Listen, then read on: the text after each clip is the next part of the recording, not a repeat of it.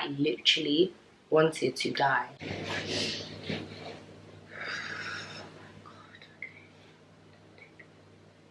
We're starting again. We can do this. We can do this. God help me. Oh my God. Take a deep breath. God, speak through me. God, just, you gotta do it for me. Welcome to my channel. My name is Emanuela Afolabi. Oh my God. I can't believe I am actually doing this.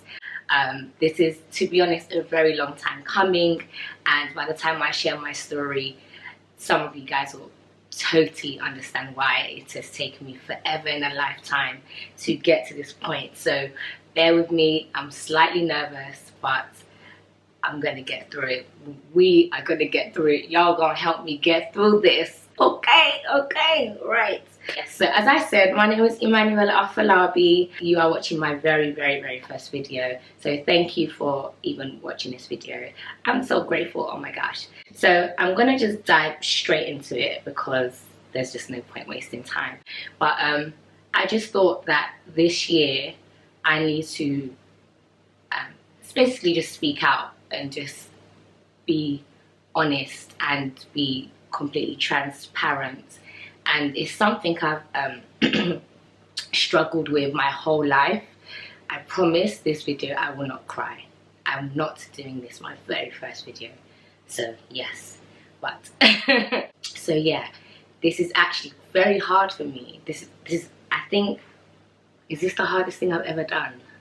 One of the hardest things I've ever had to do, probably the most hardest things I've ever had to do. Now, everybody has their strengths and their weaknesses and what they're most comfortable with. So for me, this is definitely something that is hard for me. So bear with me. Actually, I'm coming out with, to me, is the biggest secret of my life.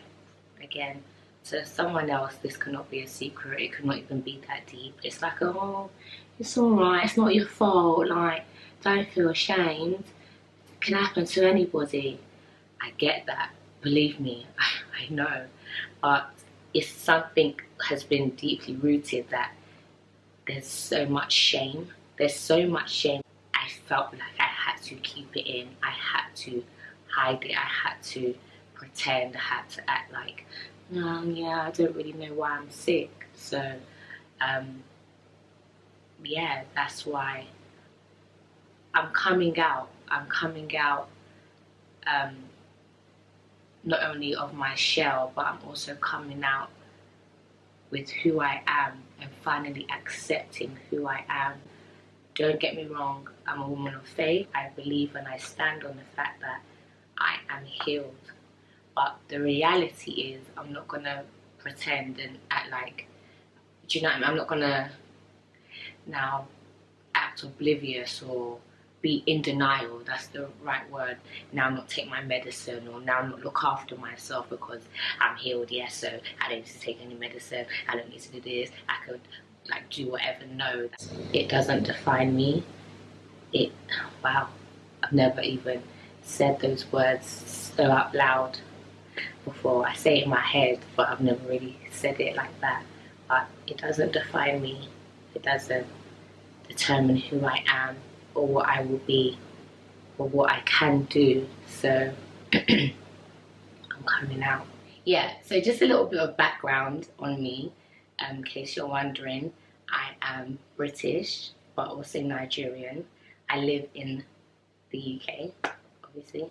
London, I live in London. After I went to uni, came back to London and then got my own place. And I've been living here for the last 4 years. So yes, that's just a bit of background in regards to like where I am located. I'm also an interior designer. That's what I did for work. I mean, that's what I studied at university. So I'm an interior designer.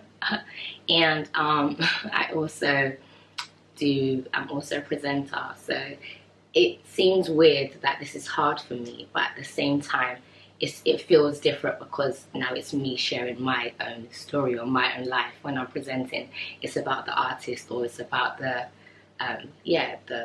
topic or the artist I'm interviewing at the time or working with. So all the attention not actually on me, even though it looks like it's on me, it's actually got nothing to do with me. But this time it's just all of me. So if you're wondering, I do a bit of accent, so please ignore. It's just that I watch a lot of Nollywood. You know, Nollywood ends up rubbing off on you, and growing up in a Nigerian household and being around Africans in general, you just kind of pick up here, there, everywhere. Why this is also quite a thing for me is because I've actually never been open. So I've never explained to even some close friends. It took a while for me to be this honest. Okay, now I'm going to get into this video. So I was diagnosed with a condition called sickle cell, and it's been I said I'm not gonna cry. Jesus.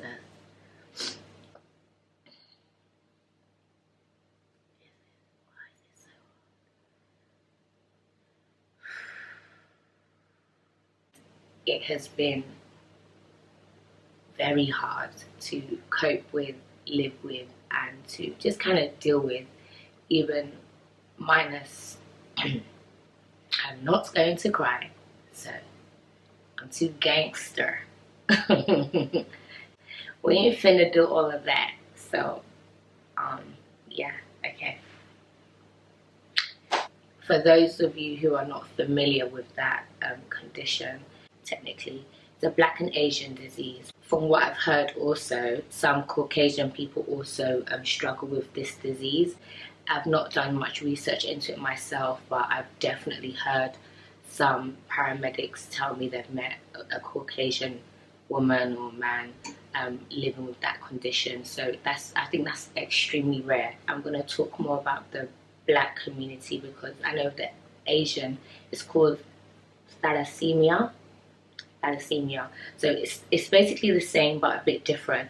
So because I'm not so knowledgeable on that, I don't want to say the wrong thing. So I'm just going to focus on the Black community.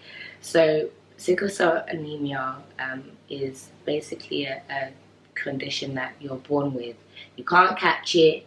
Ain't no virus. It ain't no, if you touch me, you got it. And it's all about your blood, your genotype. So not your blood group. So blood group is O negative, O positive, OO, and all of that. That's just your blood type. So God forbid in an accident, you needed blood.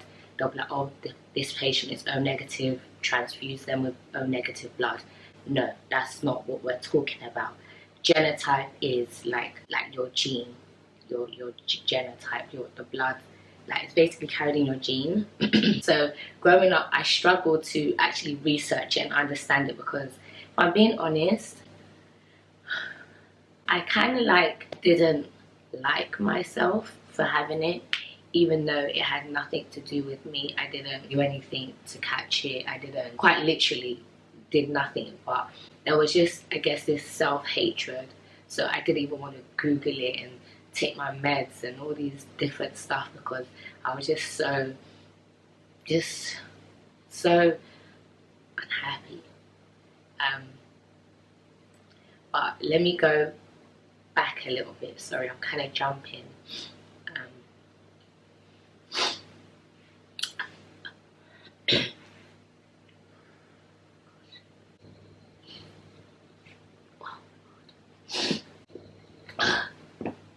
Sorry, I needed to just take a little minute because this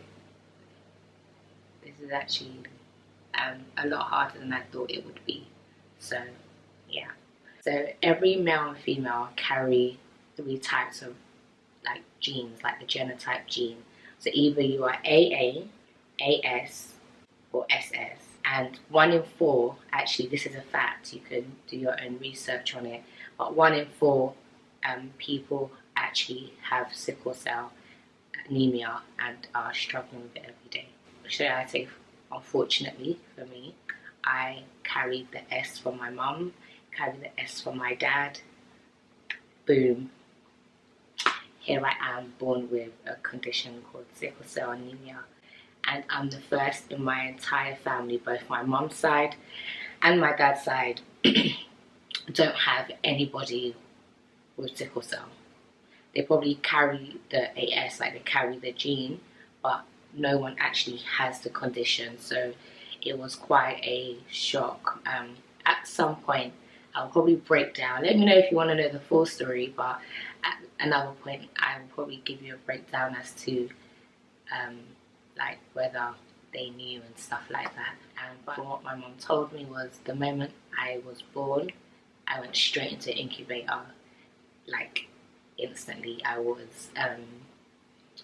jaundice, so my eyes were all yellowy green. Just so much basically complications with me. I was basically just born sick. I would be always in and out all of primary school. I recall a lot of the time being ill, or at least always having pains and always being forced. You know, like as a child, parents are trying to give you Calpol and all these different medicines, and you're like, I don't want it. You're just like, it tastes horrible as most medicines. And I just remember always fighting them, like, I don't want to take it, I don't want to take it, why? And I think I didn't actually quite understand what was wrong with me. All I knew is that I was different from all the other kids in primary school. Everyone seemed fine. We would all do PE, and I'm the one who ends up sick by evening times, or I'm the one who catches a cold, or I'm the one who is now in a lot of pain. I also recall spending quite a few Christmases, like Christmas days, in hospital, and shout out to Guy's Hospital. But I don't know why they did this, but when you're in hospital as a child back in those days, they'll bring a clown. Anyway, a clown will come every Christmas and will like do balloons and just give you weird Christmas presents and crackers and stuff. And I just remember year after year spending Christmases there. And my brother, I have two brothers, they don't have sickle. One carries the gene and one is AA, so he's fine forever. He will never be sick. Well, he will never have to deal with sickle cell. I just recall my brothers having a normal life, living their life like normal kids, and I just was constantly in and out of doctor's appointments, taking bloods, lines in your arms and all of that. So anyway, at some point it kind of calmed down. I remember it calmed down from year 7 to about year 9 for a couple years, so that's about 3 years, something like that anyway. And it calmed down. I had no pains. I wasn't admitted. I never had any issues, and that was that. And then all of a sudden, I don't know what triggered it. You have the condition called sickle cell, and when you experience the intense pain and need blood transfusions and you need painkillers and morphine and all of that, it's called a crisis. So they'll be like, she's having a sickle cell crisis. So just so you could understand the words I'm using, I don't know what triggered my crisis. But the main 3 things are the weather, so when it's too cold. So living in London doesn't help me. Cold is one factor. Second thing is stress. When you put yourself under a lot of stress, it triggers it, and all of that. And then physical, like strenuous activity, so straining your body. So back then I remember they used to say, don't go to the gym, don't do PE, don't run. Don't, if you see a bus, don't run for the bus. If you run for the bus, it will cause a crisis and all these things. So just doing anything to, just hard exercise. So those are the main 3 things. So it's different for everybody. Some people with sickle, what triggers them is maybe the foods they eat. Not actually, it's not, it could, I don't know, please correct me. Please, anyone who is out there who has sickle cell and can understand what I'm saying and relate, please, I would love for you to get in my comments and tell me what actually triggers it for you, because I know everyone is different. Let me know. Some people it's heat. I know some people who live in Nigeria and in Africa, the heat constantly is draining them. They're like, the heat is just too much that it causes them to have crises. So it literally again depends. The heat can work for me and the heat and the cold can work for someone else. So I just remember at some point, maybe it was GCSEs that triggered it all back. I'm not too sure what it was, but I just know that at some point it just triggered it, and it was one of the most embarrassing things in my life. Like, imagine at school, I've not told anyone as well my condition, so I'm just, you know, in school like normal. I've always been very skinny, and people, I'm sure people must have looked at me like, oh, why is this girl so skinny? Maybe there's something wrong with her. I don't know. But yeah, just left that at that. And then one day I had a full-blown crisis where, like, I literally boom on the floor and I was screaming. They had to, ambulance ran up in my school and had to put me on the stretcher, and it was so humiliating. Like, oh my god, if I could, I would. Literally, it was that bad. And then ever since then, I've been in and out, in and out, in and out, in and out. When I got to college, same thing, in and out, in and out. And I think by the time I got to college, I was more embarrassed. I felt more ashamed, and I felt more like people will pity me. And it's just an African thing, like,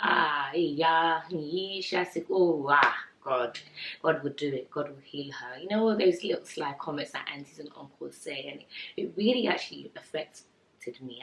Sometimes it still does, and I know it's something I'm dealing with. I'm trying to work through that, but I really hate being pitied because, or when little things like, let's say, I'll give another example. Let's say we all have to like move the chairs. Let's say after an event or a party, and everyone's packing away the chairs, and I'm helping out to pack the chairs away. So no, put the chair down, no, please. We don't want you to be sick.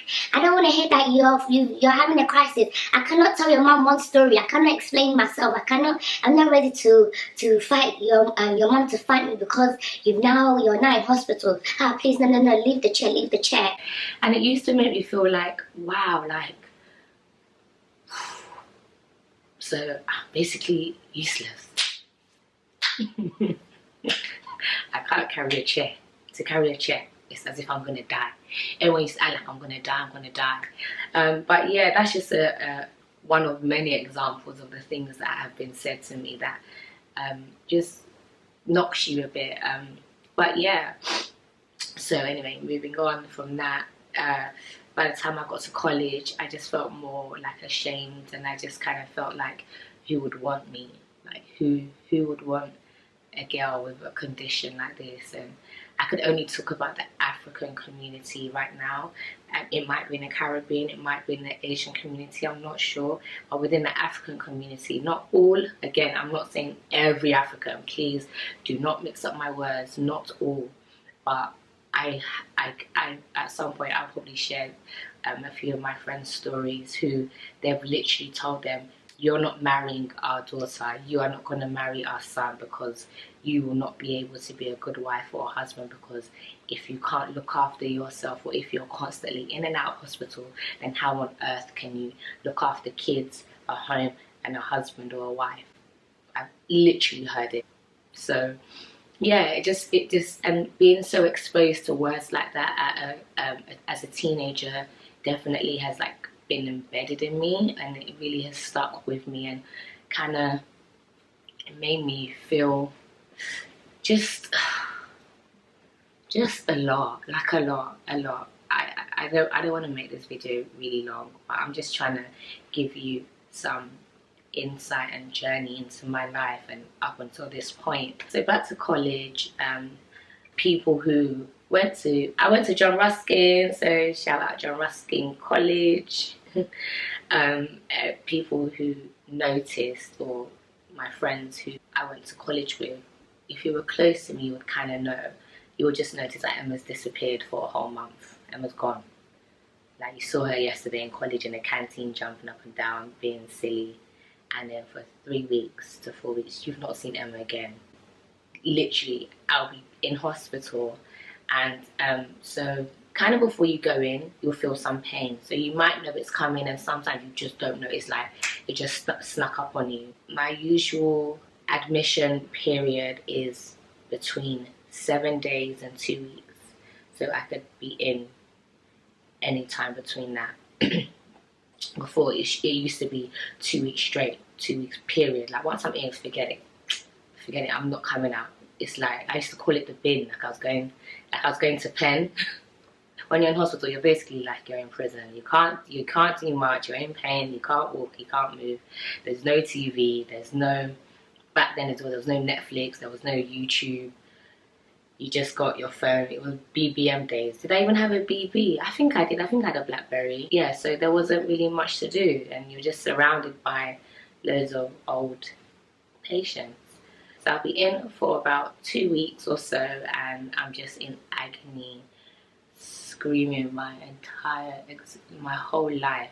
Like, I'll be doing, I want to die. I want to die. I want to die. Literally, and it's no exaggeration. Like, I couldn't make this up. To be fair, it is even a bit embarrassing. Like, when I look back on how much pain I was in and the things that would come out my mouth, but I quite literally wanted to die so many times because the pain was just so much. There's been times when I've been in so much pain, my body would go into shock because my body physically can't take the pain, and my body just goes into shock multiple times. So this is a very, very, very serious condition, and there are people who have died because of this. Yes, people die, as in die, not, you know, maybe for a time period they're in a coma, or they're low, as in they're no longer with us, because that's how severe. And there's a lot of complications that comes with it, like your liver, your lungs, your bones, just so many complications, like infections, so many infections. That's always my number one, chest infections or blood clots. People have blood clots with their crises and they just never make it out. And I know some people have been in comas. I know some people who have literally had heart attacks, hip replacements, lost all sensation in their legs, and are in wheelchairs, literal, like paralyzed, lost sensation in their arms due to this condition. So I know I might be throwing a bit of jokes in there, but I think that's just kind of my way of not getting so emotional about it.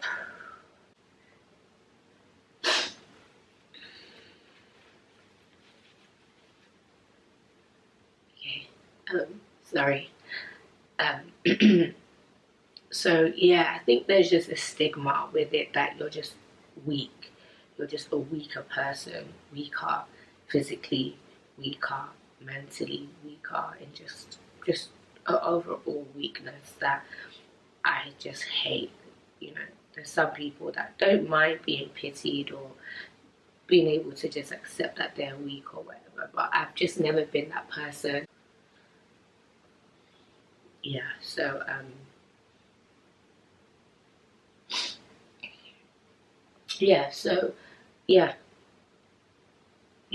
I just kind of struggled a bit, and then I would end up kind of getting into fights, and my dad would always say, "You, as skinny as you are, you're fighting. You want somebody to break you? Somebody should break you now. Eh? What will happen to you next? Will you? How do you know you'll still live? You think you're King Kong? You think you're King Kong? You think you're Superman?" And I don't know.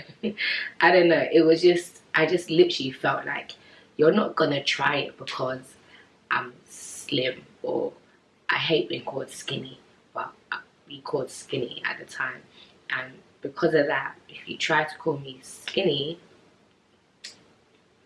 we've got to fight. Like, there's no other option, in my opinion. And then when you grow up in Southeast London, there's already just such a mentality as, you can't talk to me mad. Like, if someone told you shut up, it's like, gotta bang them. It sounds so childish, but I'm grown, okay? I found Jesus, okay? Hallelujah. I'm good. I'm good now. But I'm just talking about where my mind was back when I was, a teenager. Anywho, at the time I got to uni, it kind of got worse, actually. I was now being admitted into hospital at least every 3 to 4 months. I kid you not. I have the discharge letters to prove it. I kid you not. I don't know if it was the level of stress in uni. I don't know. and I was a party girl. Oh my god, I turned up. Let's just leave it at that. I turned up. So maybe it was all the turning up plus the uni and work that got to me, my body, and just was struggling. I do not know.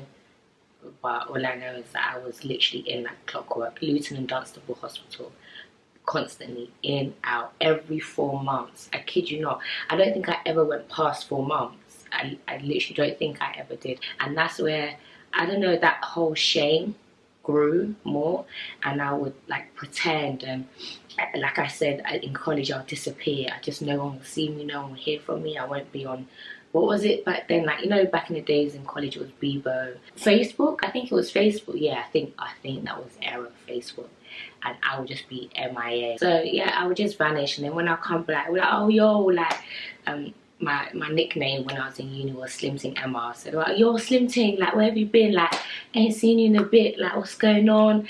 Where you been hiding? You gone ghost? And I would just be like, oh yeah, no man, I went to London. These times I'm around the corner. I'm just literally around one corner in the hospital, just crying and screaming off of morphine and gas and air and all manners of painkillers.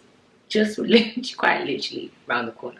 It was just constantly in and out. I'll vanish, or maybe if I found the courage to say I wasn't feeling well, I'll be like, oh yeah, like, I wasn't well, you know, I think it's just the weather. And I'll be like, what was wrong with you? Like, did the doctors ever know? Like, what, you've been gone for like a whole month.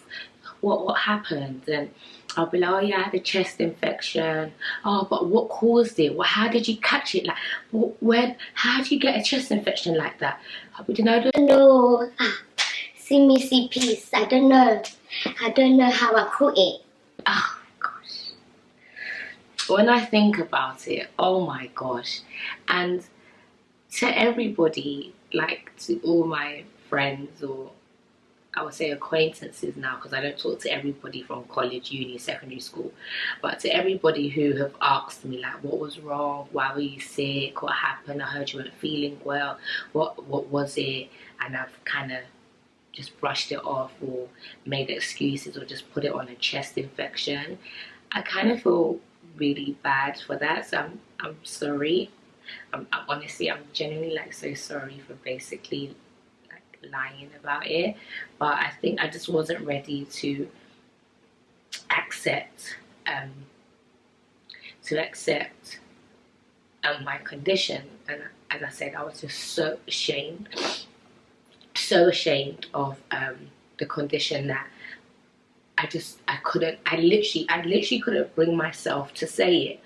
I literally just couldn't, because I just felt automatically people would, you know, oh, like, that's the sick girl, or oh right, like, careful with her, if anything, like, I don't know, if you just something, like, just you know how people just make comments. And maybe another video I would kind of go into other comments that I would get from even people my age, like my generation, and you'll be surprised what will come out of their mouth when they're not like uneducated or not learned, and they're not uncles and aunties who have a lot more of an older mindset.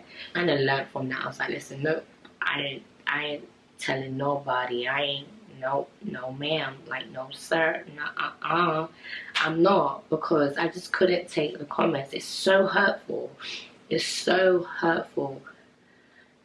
And yes, I like to say I'm a strong person, but even strong people have their moments and their breaking points. Like, I'm not Superman, I'm not Superwoman, I'm not God.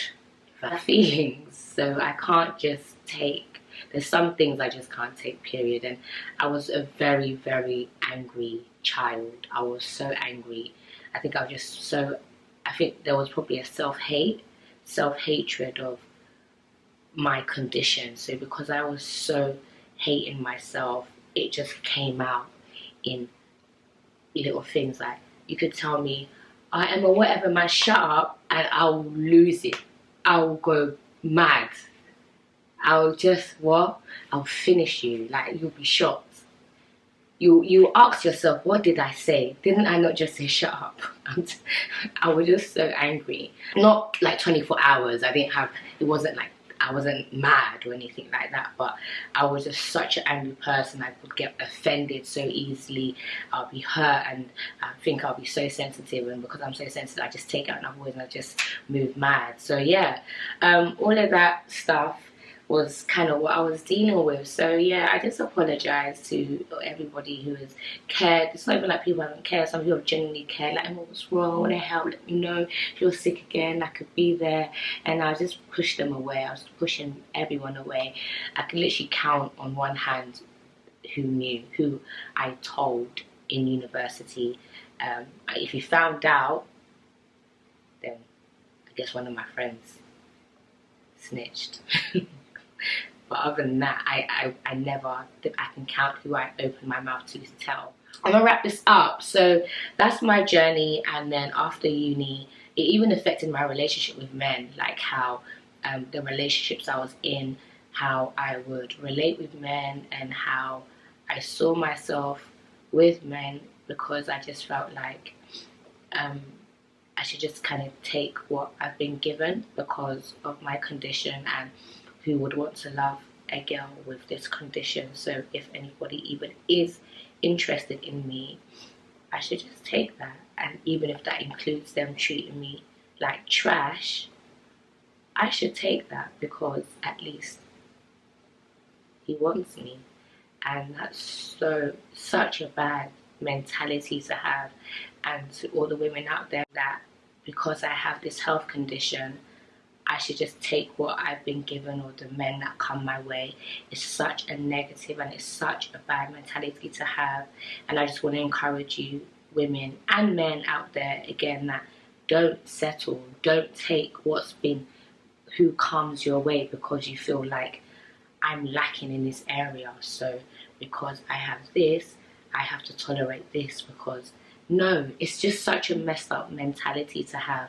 Somebody who will love you wholeheartedly, genuinely, who would literally do anything for you, die for you with your condition, will come. And I've had to speak that into my mind over and over. And if I'm being honest, I would still say there's a little part of me that still struggles with it, just a little bit. But I know, and I know that I'm not going to settle because of my condition. No, it's not my fault.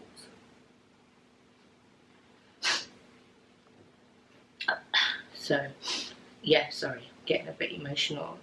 And even if it is your fault, whatever the condition might be, even if you caused it on yourself or not, everybody deserves to be loved right, and everybody deserves to be loved correctly. So please do not take what is given to you.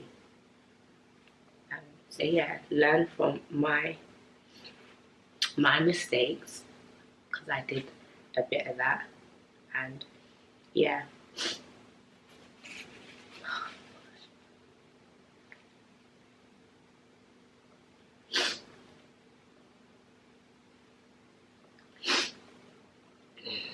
that's basically introduction to my channel.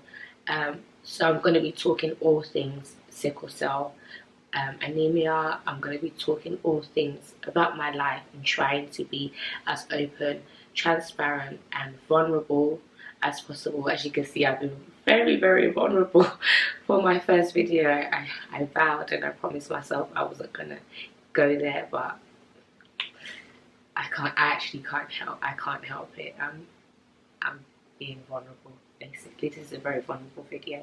So yeah, that is basically kind of a nutshell of my life and my journey.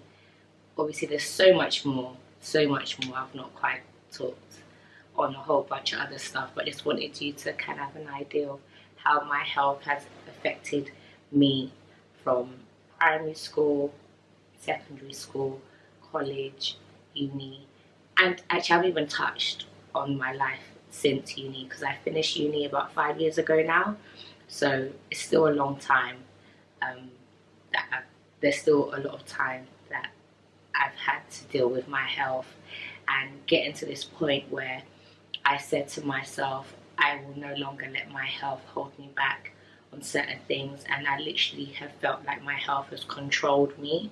It has controlled my work, my career, my relationships, even how I relate with my family. At some point, I had issues with my parents because I felt like, did you know? Did you not know you had the trait and you risked it all?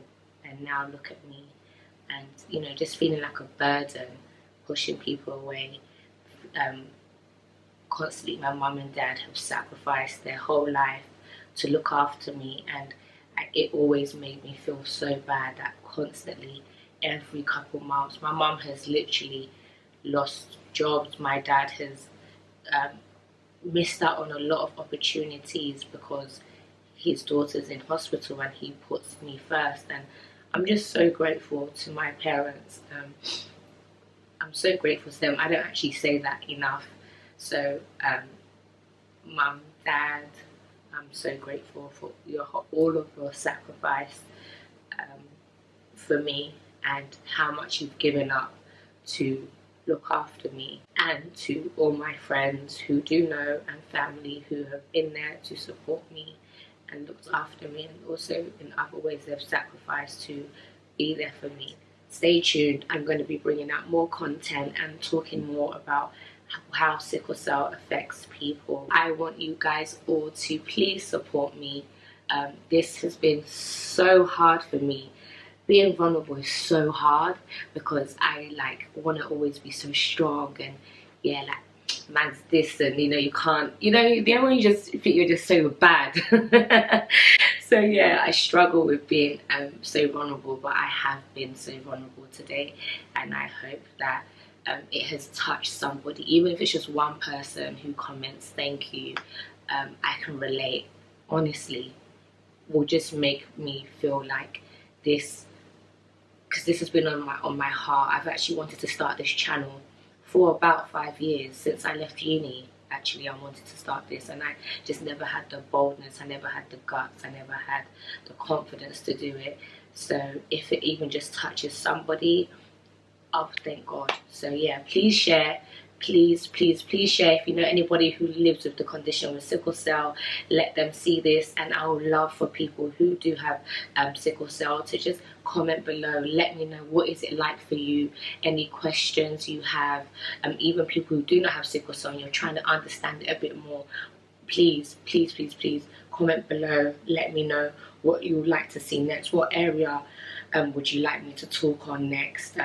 Is it the healthcare system? Because talking about NHS, listen, if I talk about NHS right now, NHS has almost killed me one too many times. But anywho, we move. The numbers are mad. I'm going to do my research and get back to you by my next video. But the stats are high on how many people who suffer with sickle cell disease. So thank you. So stay tuned. Thank you for watching my emotionally, I don't know what to call it. Thank you for watching my video, my very first YouTube video. And like, share, subscribe, all of that good stuff. That's what I see these YouTubers say. So also I'm gonna say it, like it. So please subscribe so you could not miss me, because I'm also fun, as much as I've cried a lot today and been very emotional. But there is a lot more to me that I honestly am now ready to share with the world. So stay tuned. It's your girl Emanuela Afolabi.